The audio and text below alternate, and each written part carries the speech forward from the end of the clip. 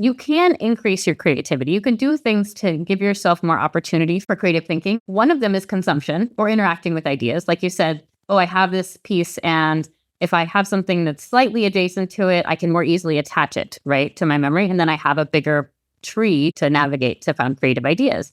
Consuming ideas, consuming broad ideas, but also sort of making those connections as you go is one thing you can do to reinforce that. So I do this a lot. I'll be reading something. I read like 4 or 5 books around the same time, right? And it could be completely unrelated. It could be a book I'm reading to my kids even. And I'm like, oh, this is it. And I'll write it in the margin.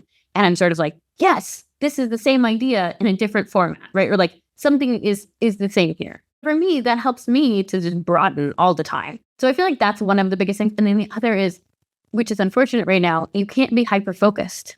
So this rabbit holing is great, which is actually not really hyper-focused. Sometimes it can get to that. But if you get so narrow that you're really only really thinking about one thing really hard, like in a difficult way, it can be harder to come up with a creative solution. You have to step away from that, loosen your focus, let your mind wander.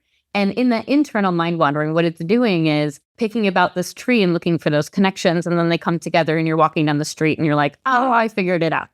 So I think managing your time, managing your space in that way is also really important to increase that creative thought work.